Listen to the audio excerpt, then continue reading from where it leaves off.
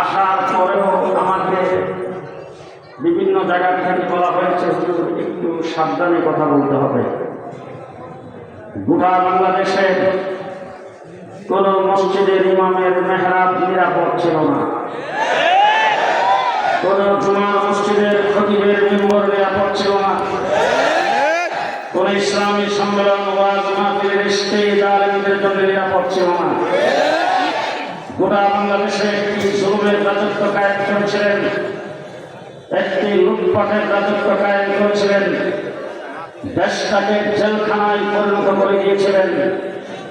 কথা কথায় বলতেন খেলা হবে। গত 15 বৎসর খেলার মাঠে ছিলাম, জেলখানায় গিয়েছি। জেল থেকে জেলে যাওয়ার আগে যেই ভাষায় কথা বলেছি, জেল থেকে বের হয়েও ঠিক সেই ভাষায় কথা বলেছি। 15 বৎসর শাপলা চত্বরে তোমাদের সাথে খেলছি। খেলার মাঠে আমরা 15 বৎসর ছিলাম, কিন্তু দুঃখ এই জায়গায় তোমরা তোমাদের সাংগঠনিক শক্তিতে খেলতে আসো নাই, তোমাদের কর্মী বাহিনীর শক্তিতে আমাদের সাথে খেলা করো নাই, তোমরা প্রশাসনের অস্ত্রের বিনিময়ে আমাদের সাথে খেলতে এসেছ। আজকে তোমাদের সাথে পুলিশের অস্ত্র নাই, তোমরা পালাবো না। এই কথা বলে গেলা কোথায়? কোথায় গেছো? 1.5 মাস রিমান্ডে ছিলাম, দুঃখের কথাগুলো না বলে পারছি না। 1.5 মাস ছিলাম রিমান্ডে। দৈনিক অন্তত 20, 25, 30 বার করে আমাকে গালি দিত পাকিস্তানি রাজাকার। হযরত হাফিজ হুজুরের নাম ধরে, শাইখুল হাদিস আল্লামা আজিজুল হক সাহেবের নাম ধরে, মুফতি আমিন সাহেবের নাম ধরে গালি দিত, তারা পাকিস্তানি রাজাকার, তারা পাকিস্তানি রাজাকারের ঘরের রাজাকার। পরিষ্কার ভাষায় বলতে চাই, একদিনের জন্য পাকিস্তান যাই নাই, পাকিস্তানের কোন চিকিৎসা আমাদের পাস করে নাই, পাকিস্তানের কোন ভিসা নাই। ইচ্ছা করলেই পাকিস্তান চলে যাইতে পারবো না। তার কারণ হলো আমার বাংলাদেশের বর্ডারের সাথে পাকিস্তানের বর্ডারের কোনো সংযোগ নাই। আজকে পরিষ্কার ভাষায় বলেছি, আমাদেরকে যারা পাকিস্তানি রাজাকার বলে গালি দিয়েছ, আমরা হলাম দেশের দেশপ্রেমিক। তোমরা যারা আজকে ভাষায় চলে গেছ, তোমরা সবাই ইন্ডিয়ানের রাজাকার।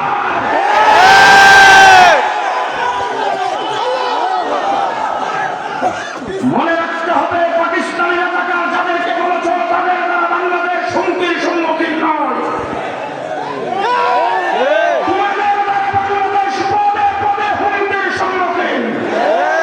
পরিষ্কার ভাষায় বলছি, সচিবালয়ে তোমরা আগুন দিয়েছ। বাংলাদেশের সচিবালয়ের সুরক্ষিত এলাকায় আগুন দিয়ে দেশটাকে কার্যকর রাষ্ট্রে পরিণত করতে চাচ্ছ।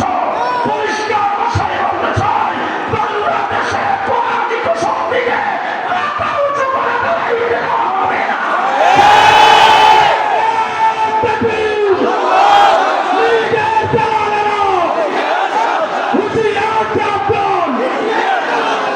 এই দেশ আমার, এই মাটি আমার।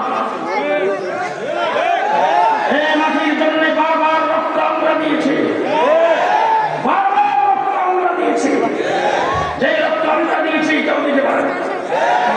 আজকে আপনাদের সামনে পরিষ্কার ভাষায় বলছি, বিভিন্ন নেতৃবৃন্দ এখানে আছেন, বিএনপি নির্যাতিত হয়েছে, তাদের অনেককে ফাঁসির কাছে ঝোলানো হয়েছে, খরচ ফায়ার দেওয়া হয়েছে, গুম করা হয়েছে, হাজার হাজার মামলা তাদের বিরুদ্ধে হয়েছে, হাজার হাজার কর্মীকে গ্রেফতার করে জেলখানার ভিতরে বৎসরের পর বৎসর রেখেছেন। অধিক পরিমাণে নির্যাতিত জামাত বিএনপি হয়েছে, কিন্তু আপনাদের 17 বৎসরের নির্যাতন একত্রিত করলে আমার শাপলা চত্বরে একত্রিত সমান হবে না।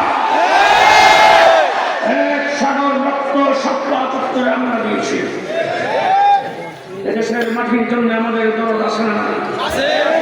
আমরা এদেশের সন্তান বন্যার পানিতে ভেসে আসে নাই। আমরা এদেশের ঘর জামাই নই, আমরা এদেশের মামুর বাড়ির বাদাই মা থাকি না।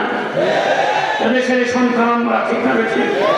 সুতরাং দেশ যেইভাবে রক্ষা করতে হবে, ইসলাম যেইভাবে রক্ষা করতে হবে, ইসলামের উপর যদি কোনো আঘাত আসে, আমার বুজুর্গানের দিন যেমন কাউকে ছেড়ে দেয় নাই, আজকে তারা কবরে চলে গেছেন, তাদের উত্তরসূরি হিসাবে বাংলাদেশে অন্তর্বর্তীকালীন সরকার ক্ষমতায় আছে, প্রশাসন আছে, বাংলাদেশে নির্বাচিত সরকার আসবে। ইসলামের বিরুদ্ধে কেউ তু শব্দ করলে কাউকে ছেড়ে দেওয়া হবে না।